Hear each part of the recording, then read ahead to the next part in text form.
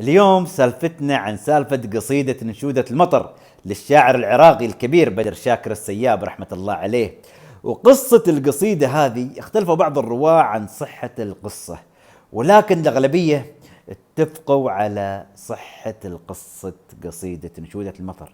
وأنا التقطت من كتاب أشعار بدر شاكر السياب رحمة الله عليه، وطبعا اللي غناها ولحنها فنان العرب محمد عبده. كمعلومة محمد عبده عكف 3 سنوات على تلحين هذه القصيدة، وعطانا لوحة جميلة تناقمت مع اللحن والأداء. عيناك غابت نخيل ساعة السحر أو شرفتان راح ينأى عنهما القمر. يا جماعة، الشاعر بدر شاكر السياب هذا الشاعر اللي ولد في سنة 1926 وتوفى في سنة 1964، يعني عاش 38 سنة تقريبا، قاب بجسده وعاشت أشعاره. فعلا الأدب هو سيد التاريخ يا جماعة. عندما تسمع عن سيرة هذا الشاعر العظيم تسمع سيرته من القلب قبل الإذن، وتقرأ من الوجدان قبل أن تقرأ من الأذهان. عموما سمعوا السالفة الحلوة هذه.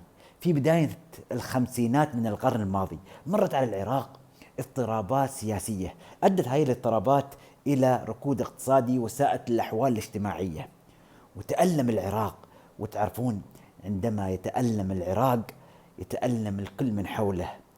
المهم اشتاق السياب إلى البصرة، واتجه البصرة حزينا على ما آلت إليه الأمور والأوضاع في العراق، وهو جالس على شرفة المنزل ينظر إلى النخل والنهر، وكان يدخن بشراهة ويرتشف القهوة حتى ألهبت مشاعره.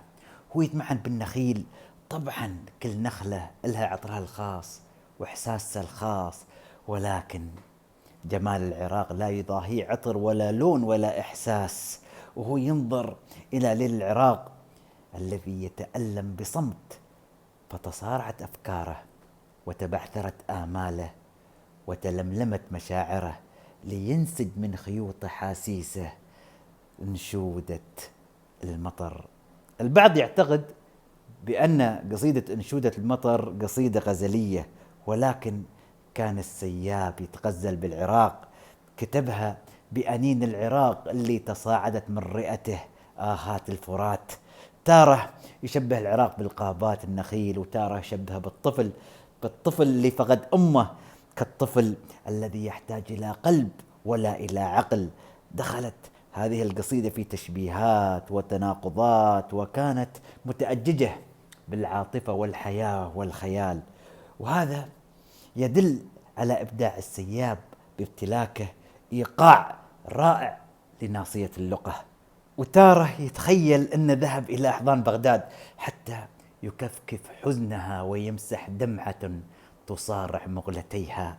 وبحرنا مع الشاعر بمعاني تنهدت من قلب ينبض بالعشق، وعزفنا معه سيمفونية المطر، والمشاعر لا تحيا إلا بأسى القدر يا سادة.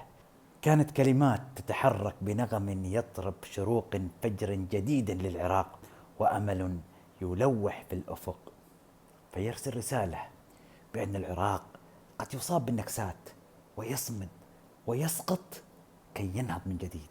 وما أروعك يا السياب. ومقلتاك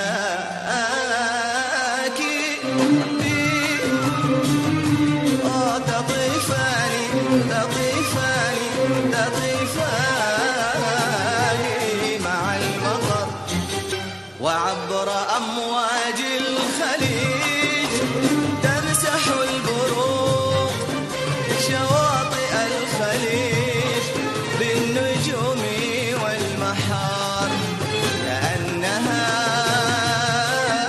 تهم بالشروق. أصيح بالخليج يا خليج ويرجع الصدى كأنه النشيد. عندما ظفر الفنان محمد عبده بالقصيدة عكف 3 سنوات بتلحينها مثل ما أسلفت، ولكن أي لحن لحنها، بأي لون جملها، كان لحن أحيا الإحساس وذوب الأنفاس. فالألحان الجميلة تعزف من القلب وتفصح من الوجدان يا سادة.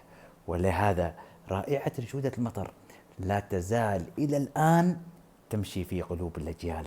كأن طفلا بات يهدي قبل أن ينام، لأن أمه التي أفاق منذ عام فلم يجدها. ثم حين لج في السؤال قالوا له